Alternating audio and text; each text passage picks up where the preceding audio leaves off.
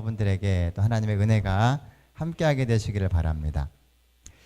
제가 예전에 이제 신학과 다닐 때요, 신학과 처음 가가지고 했던 여러 가지 고민들이 좀 있습니다. 저는 삼육학교 출신이 아닙니다. 일반 학교를 계속 다니다가 이제 신학과를 이렇게 생각해서 가게 되었는데요. 처음에 신학과를 갔을 때 굉장히 많은 고민을 했습니다. 가기 전에는 듣기로는 천사들만 다니는 학교라 그러는데 내가 과연 거기서 생존할 수 있을까라는 생각을 가지고 갔습니다. 근데 한 학기 만에 내가 이 학교를 다녀야 될까라는 생각을 제가 아주 깊이 했습니다. 한 학기 동안. 그러면서 여러 가지 고민을 한 것 중에 하나가 뭐였냐면요, 의문이 드는 것들이 여러 가지가 생겼습니다. 그 중에 하나가, 나는 유대인들보다 성경을 잘 아는가라고 하는 부분이었어요. 여러분들은 어떠십니까? 여러분들은 유대인들보다 성경을 잘 아시나요? 우리는 유대인들보다 성경을 잘 모릅니다. 우리보다 이 성경에 대해서 잘 아는 유대인들이요, 성경을 비추어 보아서 예수 그리스도를 메시아라고 인정하지 않습니다. 우리보다 성경을 잘 아는 그 사람들이 예수 그리스도를 메시아로 인정하지 않는다면 잘 모르는 우리가 과연 그들이 틀리다라고 이야기할 수 있겠느냐 하는 거예요. 여러분들 어떻게 생각하세요? 생각 안 해보셨던 부분인가 봐요. 문득 그런 생각이 들더라고요. 성경에 대해서 더 잘 아는 사람이 예수 그리스도가 메시아가 아니라고 얘기를 하는데, 내가 잘 모르는데 예수 그리스도를 메시아라고 이야기해도 되는가라는 생각을 해본 적이 있었습니다. 우리보다 훨씬 성경의 토대 위에 살아있는 유대인들이 예수 그리스도를 메시아로 인정하지 않는 이유가 뭘까라는 데서부터 시작해서 우리가 예수 그리스도를 메시아로 인정할 수 있는지 없는지를 찾아가야 합니다.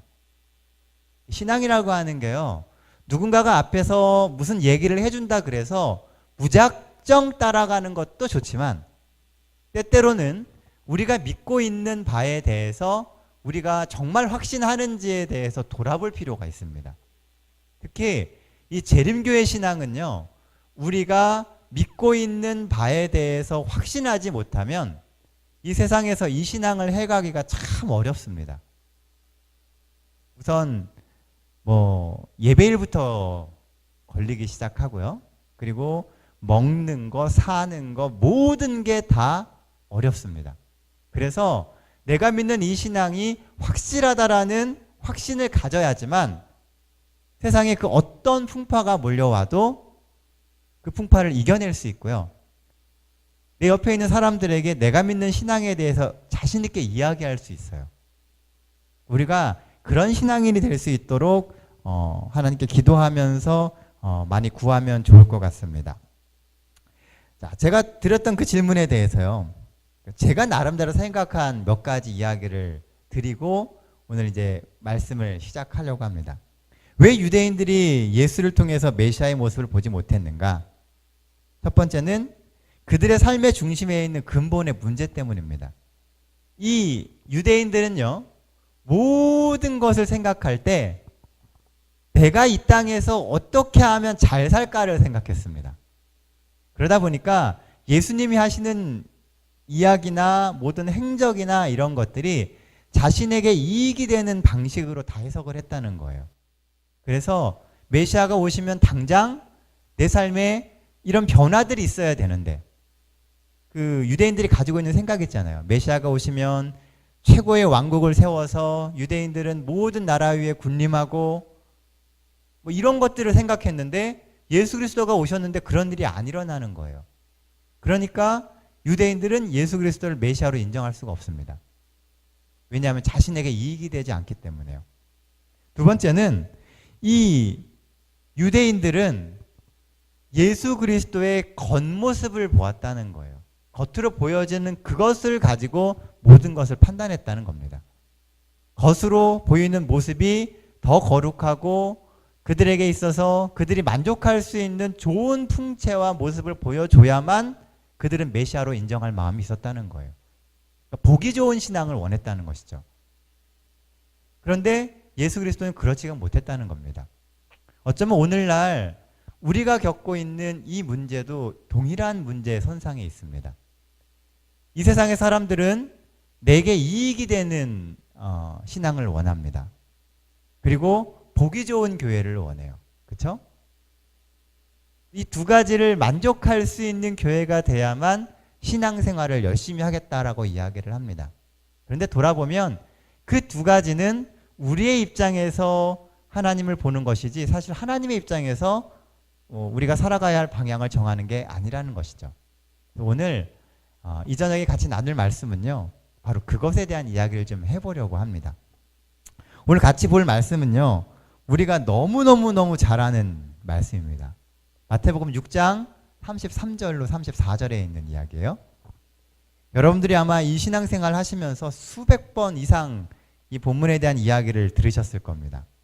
마태복음 6장 33절, 34절 말씀입니다.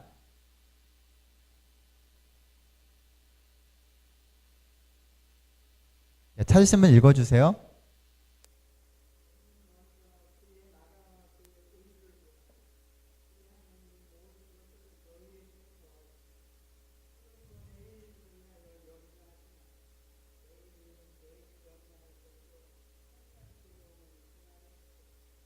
네, 감사합니다.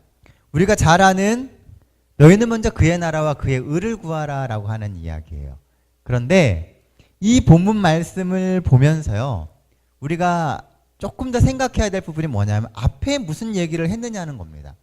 성경을 보실 때 그 이야기가 무슨 이야기인가에 대해서 돌아보실 때에는 반드시 앞뒤 부분을 읽어보셔야 돼요. 너희는 그의 나라와 그의 의를 구하라 라고 하는 이야기의 배경에는요, 그 당시에 예수님의 말씀을 들으러 왔었던 그 사람들의 마음의 상태가 드러나 있습니다. 6장 앞부분에 보면은 우리가 잘 아는 뭐가 나와요? 주기도문이 나옵니다. 주기도문. 예수님이 기도는 이렇게 하는 것이다 라고 가르쳐 주세요. 그리고 그 다음에 뭐 얘기가 나오냐 하면 보물을 쌓는 것에 대한 이야기가 나옵니다. 어디에다 어떤 보물을 쌓을 것인가. 그리고 나오는 이야기가 이 마태복음 6장 33절 34절 이야기입니다. 예수님이 모인 사람들에게 하나님께 어떻게 기도하는지를 가르쳐 주셨어요. 그리고선 그 다음에 이야기가 하늘에다가 보물을 쌓으라라는 얘기를 하십니다. 그런데 여전히 사람들의 마음은 하늘에다가 보물을 쌓을 마음이 없어요. 그래서 주신 이야기가 너희는 그의 나라와 그의 의를 먼저 구하라 라는 이야기입니다. 보시면요, 사람들의 관심사는 우리가 예수와 연합할 때 세상에서 어떻게 될 것인가 라고 하는 부분이에요. 그게 모인 사람들의 관심사였습니다. 산상보문에 보면 그들의 마음은 오로지 내가 예수를 믿을 때 내가 이 세상에서 어떻게 될 것인가 라는 것을 생각했다는 거예요. 얼마나 유명해질 수 있을까? 얼마나 높은 보좌에 올라갈 수 있을까? 예수가 메시아라면 내가 나중에 어떤 권력을 가질 수 있을까? 이것이 제자들의 관심사였고 또한 모인 사람들의 관심사였다는 겁니다. 예수님이 하시는 이야기는 영적인 이야기인데 그곳에 앉아있는 사람들은 그것을 영적으로 받아들이지를 않고 현실의 내 삶과 맞춰가지고선 계속 계산을 했다는 거예요. 오늘날 이 세상을 휩쓸고 있는 모든 종교의 공통점은요, 내가 어떻게 하면 이 세상에서 잘 살까에 대한 이야기를 하고 있다는 겁니다. 그런데 성경의 관점은요, 내가 이 세상에서 어떻게 잘 살까가 아니고요, 내가 어떻게 하면 이 세상을 빨리 벗어나서 저 하늘에 갈까입니다. 그렇죠? 성경의 관점은 우리가 빨리 이 세상을 마치고 예수님 재림하실 때 하늘에 가는 거예요. 인간이 이 창세기에서 타락을 한 이후에요, 창세기 3장 이후로부터 나오는 모든 이야기는 어떻게 하면 사람들이 다시금 에덴으로 회복될까에 대한 이야기입니다. 그래서 수많은 선지자가 나온 것이고 예수님이 이 땅에 오신 것이고 수많은 핍박 가운데서도 성도들이 하늘만을 바라보며 이겨가는 삶의 모습을 그린 것이 성경의 이야기예요.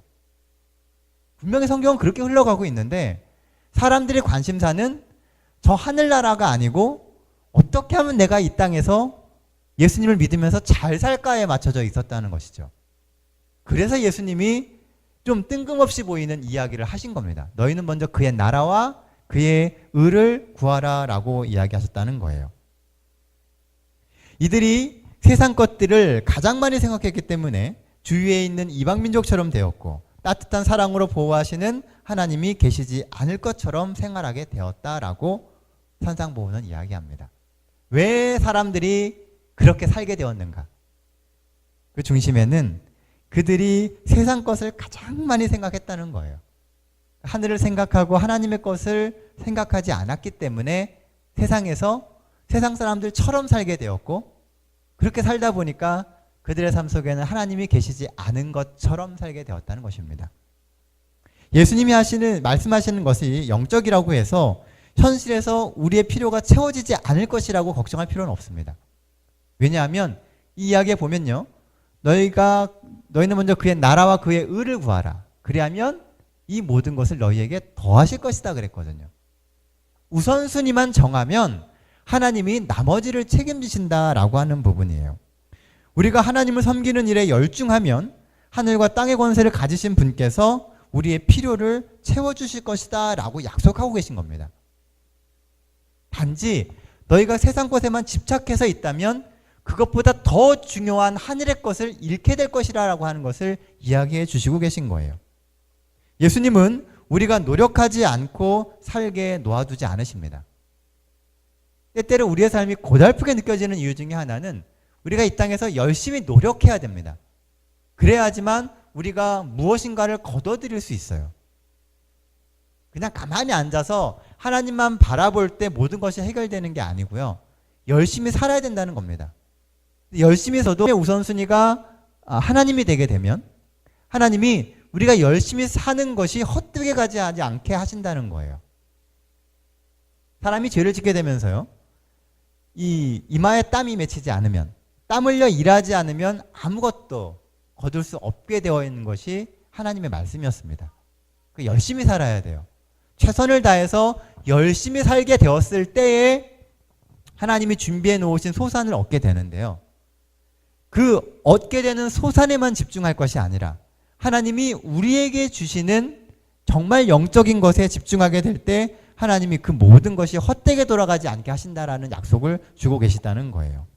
그러므로 우리는 예수님을 우리 인생의 처음과 끝으로 삼아야 되며 예수 그리스도를 우리의 인생의 최선으로 여기면서 살아야 된다는 것입니다. 우리의 품성과 생애를 통하여 그리스도의 의를 나타내는 데 방해가 되는 사업에 종사하지 않아야 하며 그런 오락에도 빠지지 않아야 합니다. 이것이 이 예수 그리스도께서 이 마태복음 6장에서 주시고자 하시는 핵심 기별인 것입니다. 무엇을 하든지 마음을 다하여 죽게 하듯 하라라고 이야기를 하고 있어요. 그런데 이 배경이 되어 있는 그 지식 외에 본문의 말씀을 좀 우리가 살펴볼 필요가 있습니다. 여기 보면은요. 그의 나라와 그의 의를 구하라 라고 이야기를 해요. 이것은 그의 나라와 그의 의는요. 어떻게 보면 보완적인 그러니까 상호 힘을 합쳐가지고선 의미를 갖게 되는 구절입니다. 보통 우리가 너희는 먼저 그의 나라와 그의 의를 구하라 라고 얘기를 할 때 그냥 집중하는 게 하나님을 우선으로 삼으면 모든 게 해결될 거다라고 이야기를 합니다. 그런데 본문을 좀 잘 읽고 생각을 해보면은요. 하나님의 나라라는 것과 하나님의 의라고 하는 것이 상호 보완적인 의미를 갖고 있다는 거예요. 그리스도인으로 살아갈 때 우리가 어떻게 살아야 될지에 대한 이 보완적인 의미를 갖고 있다는 겁니다. 먼저 그의 나라를 구하라 라고 하는 이 말을 좀 주목해 볼 필요가 있어요. 그의 나라를 구하라 라고 하는 얘기는요. 지금 우리에게 하나님의 나라가 없다라는 얘기입니다. 없기 때문에 뭐 하라는 거예요? 구하라는 겁니다. 지금 제자들이 예수님 앞에 앉아 있지만 그들의 마음 가운데나 그들의 삶 가운데 하나님의 나라가 없다는 거예요. 그러니까 하나님의 나라를 구하는, 그것을 간절히 원하는 그런 마음이 필요하다라는 것이죠. 사람은 보호를 받을 수가 없습니다. 우리가 하나님의 나라면 하나님의 보호 가운데 살아갈 수가 없어요. 하나님의 나라를 구한다라고 하는 것은 이 비근한 예를 들면은요, 우리가 가끔씩 뉴스 같은 거 보다 보면 탈북해서 나오는 분들에 대한 이야기를 듣습니다. 그분들 그 넘어오는 이야기를 이렇게 들어보면요, 정말 아주 필사의 각오를 가지고 넘어옵니다. 목숨 걸고 죽을 것 같은 그런 경험을 하면서 넘어와요. 심지어 많은 몇몇 그 탈북자들은요, 중국을 통해서 이렇게 넘어오는데, 중국을 통해서 넘어오는 돈을 마련하기 위해서 중국에서 장기를 빼서 팔기도 합니다. 콩팥이나 이런 걸 빼서 팔고 얻은 돈을 가지고선 이렇게 오는 사람들도 있어요. 그러면 그들이 원하는 이 나라가 도대체 뭐냐는 거죠. 의미가. 북한을 이렇게 나오는 사람들, 탈북자들이 갖게 되는 이 나라의 의미가 뭘까요? 북한은 나라가 아닌가요?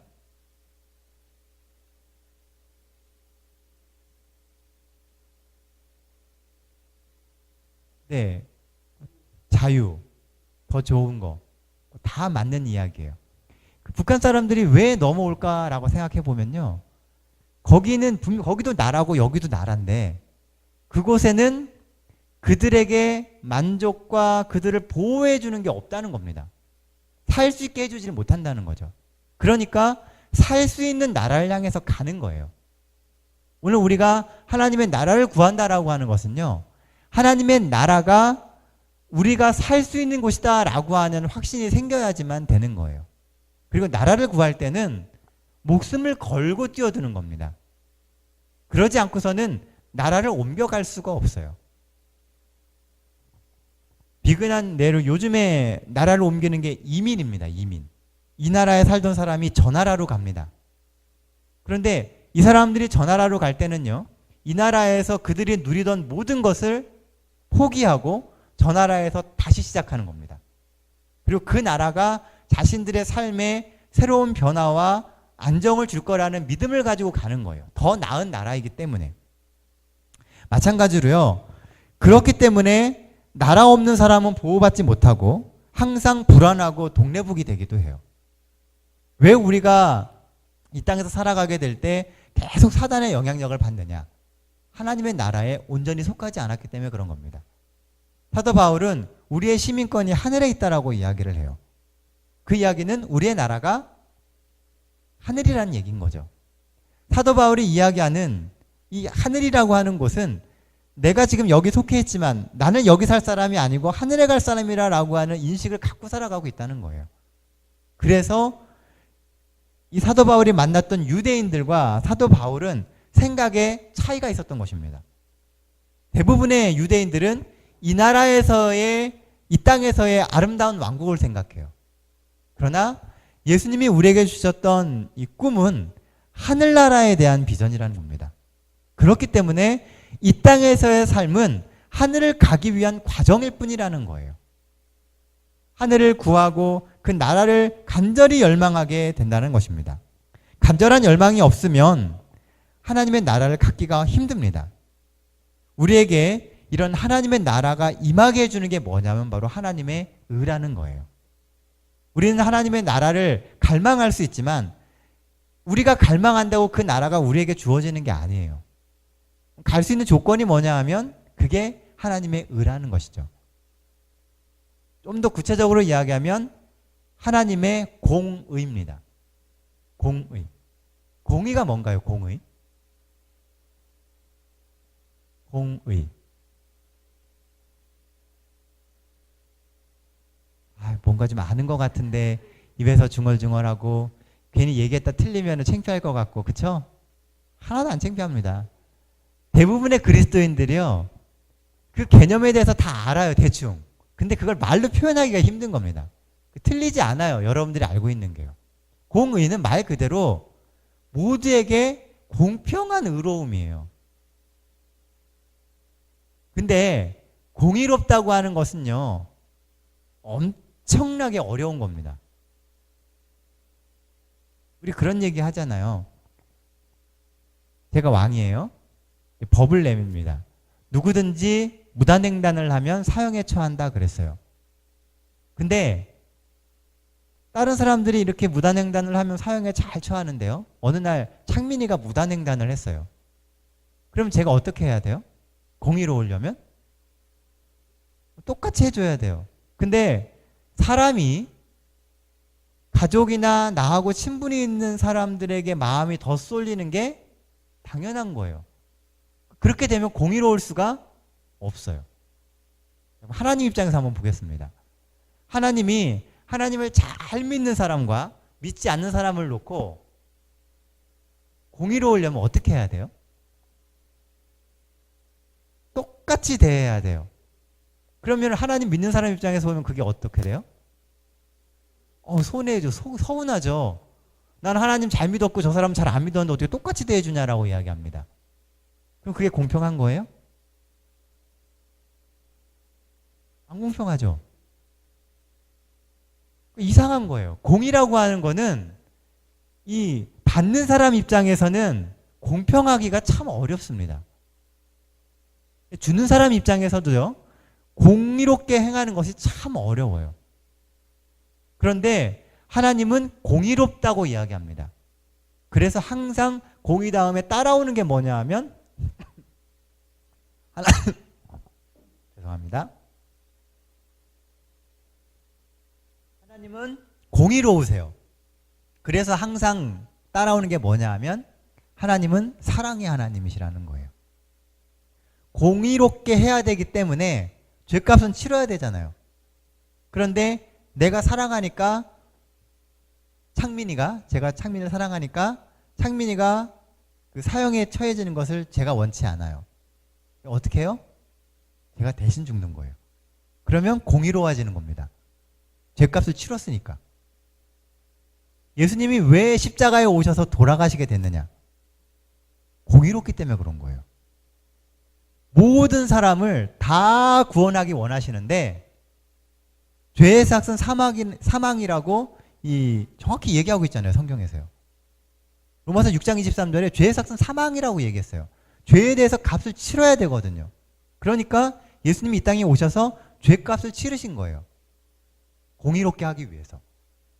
대신 그 공의에는 책임과 사랑이라고 하는 것이 주어지게 되죠. 우리가 그 하나님의 공의를 구해야 된다는 거예요. 나는 많이 의롭지 못해요.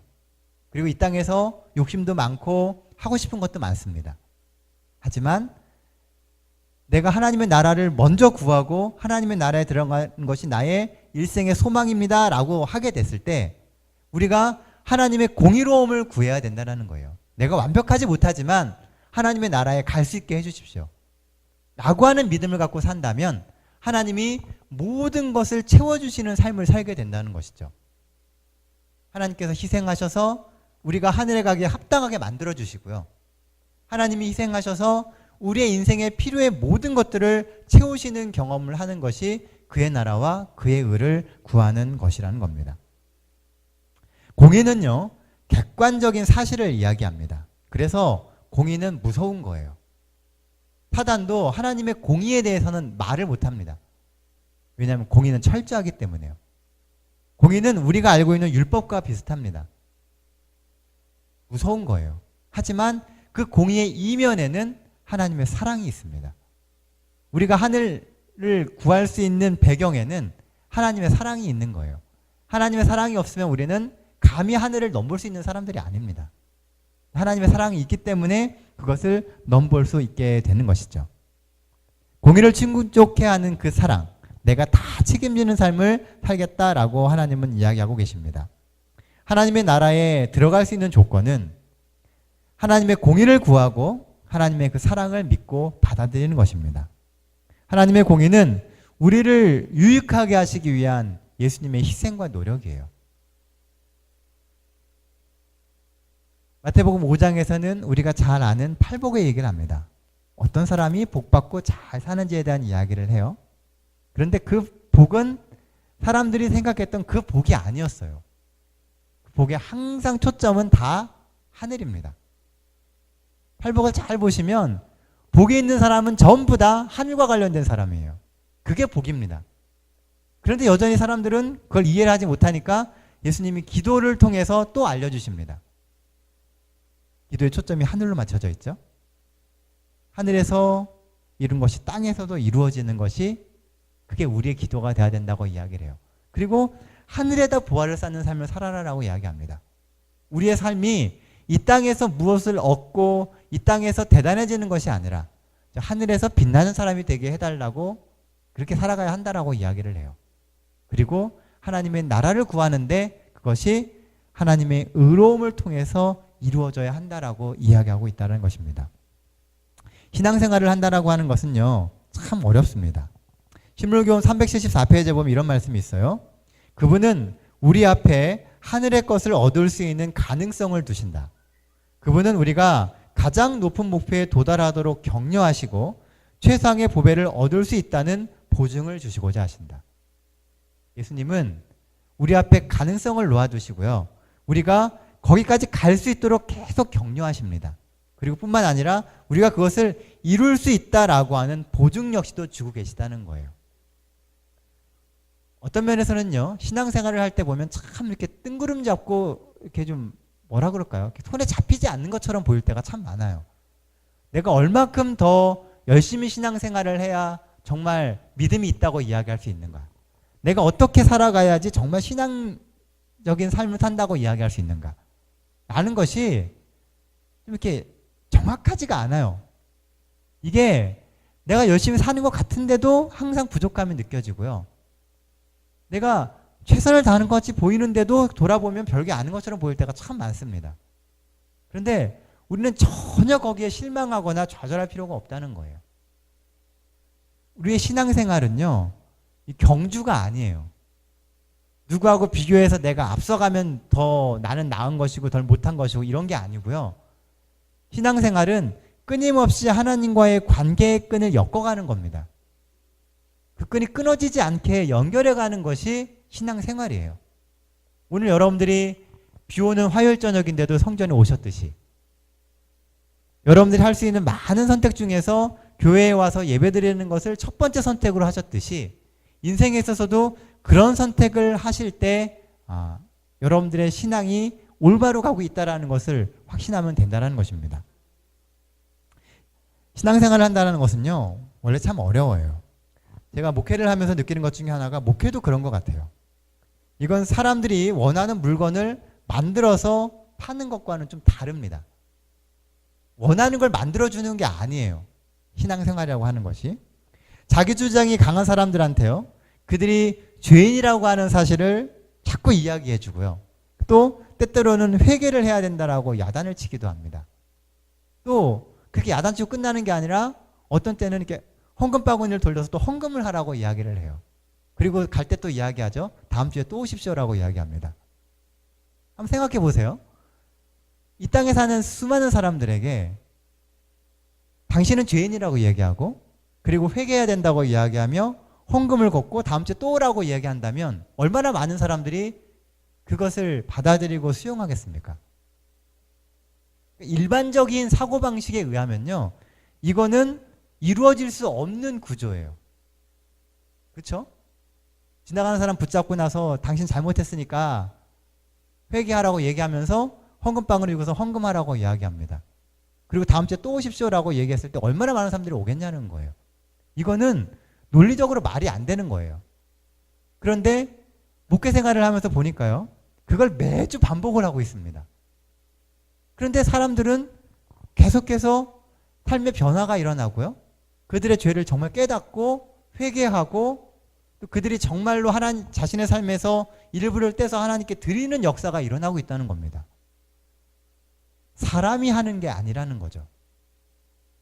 이 모든 일들은 하나님만이 하실 수 있는 일이라는 겁니다. 우리의 신앙생활이라고 하는 것이, 우리의 인생이라고 하는 것이 내가 계획하고 내 논리에 의해서 움직여지는 것이 아니고 사실은 하나님께서 우리 삶 속에 들어오셔서 우리의 삶을 움직여 주실 때 일어나는 놀라운 역사라는 거예요. 그래서 때때로 우리가 이 신앙생활에서 삐끗해서 어긋나고 넘어진다 할지라도 전혀 걱정할 게 없습니다. 우리가 다시금 하나님의 인도하심과 하나님이 말씀하심에 우리가 따라가면 다시금 우리는 하나님의 역사 가운데 돌아가는 사람이 되게 된다는 거예요. 실패하고 넘어진다 할지라도 좌절하거나 또 포기할 필요가 없는 것이 우리의 신앙인 것입니다. 이것은 마치 물로 포도주를 바꾸는 것처럼 어려워요. 물 갖고 포도주 만드는 거 우리는 불가능합니다. 그러나 그 일이 하나님은 하실 수 있는 일이라는 거예요. 내가 내 인생을 볼 때는 아무 가치가 없지만 우리가 예수 그리스도 앞에 놓여지게 될 때 우리가 예수 그리스도 앞에서 물이 포도주로 변하는 것처럼 정말 가치 있고 의로운 사람들로 바뀌어질 수 있다는 겁니다. 먼저 하나님의 나라를 구하십시오. 여러분들의 삶의 목표가 하나님의 나라가 되게 되시길 바랍니다. 이 땅에서 더 좋은 것, 더 많은 것 못 가질지도 모릅니다. 적당히 만족하며 사세요. 이 땅에서는. 너무 욕심내면은요, 그 욕심이 결국 우리의 모든 것을 망가뜨립니다. 이 땅에서는 적당히 만족하고 하나님의 나라를 더 많이 사모하게 되시길 바랍니다. 내가 어떻게 하면 하나님의 나라를 더 가질 수 있을까? 집중하고 거기에 시간을 자꾸 할애하다 보면요, 어느 순간 하나님이 우리의 삶의 많은 부분들을 이렇게 채워주시는 경험들을 하게 되실 것입니다. 사람들이 교회 다니면서 변화될 수 있는 것은 바로 하나님의 영역 안에 우리가 살아가고 있기 때문에 그런 것입니다. 우리가 하나님을 믿고 하나님의 나라와 그의 의를 구하는 데 집중하지 않으면 아무리 많은 예배를 드린다 한들 우리는 여전히 허전하며 우리의 삶 속에서는 생명수가 흘러나오지 않을 겁니다. 신앙생활을 해가면서도 매일매일 지칠 것이고요. 신앙생활을 해가면서도 매일매일 힘들고 소망이 없어집니다. 반면에 우리가 하나님의 나라를 먼저 구하고 예수 그리스도께서 우리 안에 거하셔서 우리 속에서 예수님의 의가 드러나게 될 때 여러분들 속에서 새로운 생명수가 흘러나옴을 경험하게 될 거예요. 우리의 여건과 환경들은 점점 어려워진다 할지라도 여러분들 속에서 나오는 그 생명수가 살아가는 힘을 주게 될 겁니다. 그 생명수가 어려운 환경 가운데서도 그걸 이길 수 있고 하늘을 바라볼 수 있는 힘을 주게 될 것이에요. 실망을 극복하고 삶에서 용기를 얻고 어려운 환경 가운데서도 믿음을 지키며 하나님의 역사를 기다릴 수 있는 방법을 배울 수 있는 것은 바로 하나님의 나라와 그의 의를 먼저 구하는 삶에서 가능한 것입니다. 우리가 세상 그 무엇보다도 하나님의 나라와 그의 의를 구하는 삶을 살게 해달라고 하나님께 구하고 매달리는 삶을 살게 되시는 우리 동백교회 모든 성도 되시기를 간절히 바랍니다. 삶의 문제를 놓고 기도하십시오. 하나님, 이 문제가 정말 힘듭니다. 제가 하나님의 나라를 구하는데 이게 정말 지금 저의 발목을 붙잡습니다. 제가 온전히 하나님의 나라를 구할 수 있게 이 문제를 해결해 주십시오. 똑같이 이 문제를 놓고 구하는데 목적이 다른 것이죠. 이것 통해서 내가 잘 되는 것을 구하는 게 아니라 하나님의 나라를 구하고 하나님을 먼저 우선시하는 삶을 살기 위해서 이게 필요하니까 하나님 주십시오라고 한다면 하나님 분명히 그것을 들어주실 겁니다.